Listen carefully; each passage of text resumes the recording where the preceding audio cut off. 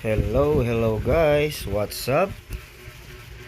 Magandang umaga po sa ating lahat. At nandito na naman po tayo sa panibagong nating vlog para dito sa aking maliit na project dito sa aking bahay. So maaga po tayong muling gumising upang masimulan po nating muli itong garahe na aking ginagawa. So kung mapapansin nyo guys, ay maaga akong nagsimula na magkabit ng parlina nitong garahe na aking ginagawa. So bali, ang una kong ginawa dyan ay sinukat ko muna yung magkabilang dulo dito sa may king post at ating binatakan ng tansi dito sa king post patungo doon sa hulog sa kabilang side para makuha natin yung distansya ng kahoy at yung haba nito. So bali, kinumpyut din natin ang distansya ng haba ng kahoy para makuha natin yung pagipagitan ng bawat isang parlina natin. So bali, ang parlina natin dyan na tinatawag guys, ito yung 2x2. Ayan yung aking pinapakuan kung mapapansin niyo guys. So bali, yung ating raptor, bali 4 na piraso siya na 2x3x8 ang haba. Yun ay magmula dyan sa king post patungo naman dyan sa ating hulog dyan sa dalawang magkabilang poste. So bali, ang ginamit naman nating parlina na 2x2 ay digis ang haba.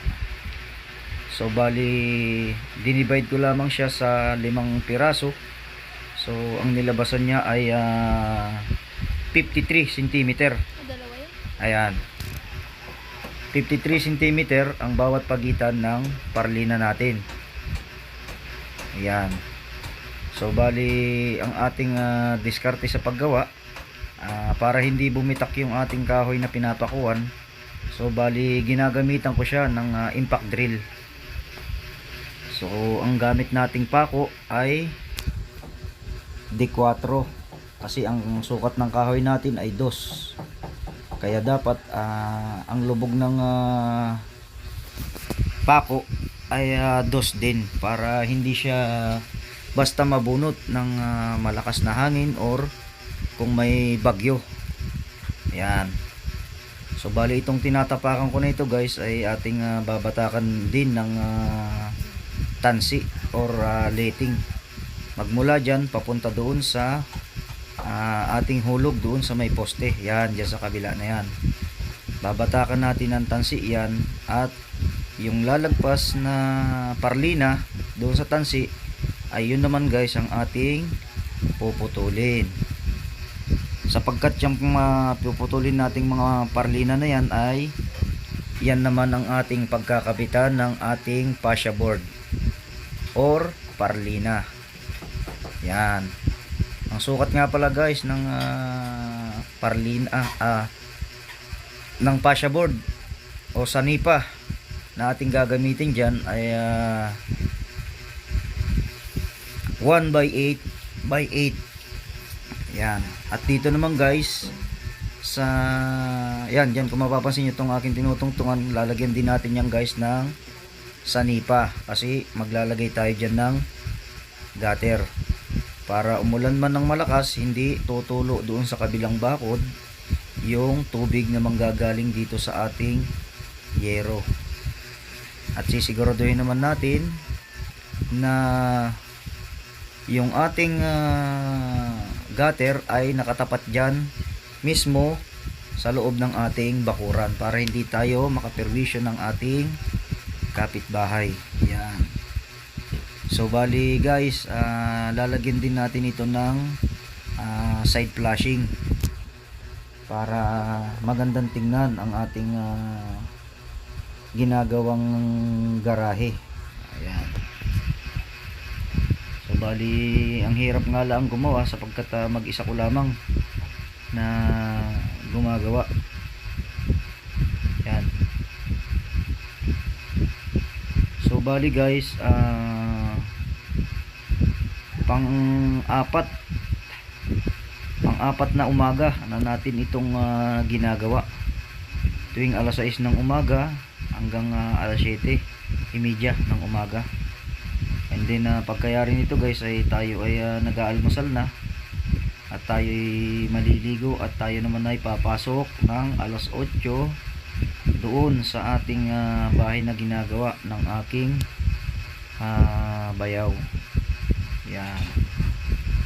So ito na guys at atin ang pinuputol itong sobrang rafter dito sa tapat ng bakod. At ito namang pinuputol natin na ito ay dyan natin ilalagay ang ating sanipa na digis ang haba. Doon naman sa magkabilang gilid, bali 8 lang ang haba ng sanipa na ating ilalagay. Diyan naman natin ididikit ang gutter. And then pag naikabit na natin ang gutter, tayo na ay magkakabit ng yero na rib type or long span. At pag naikabit naman natin ng ating gutter at yero, isusunod naman natin ang side flashing. Ayan. So guys, bali konting kembot na lang ito.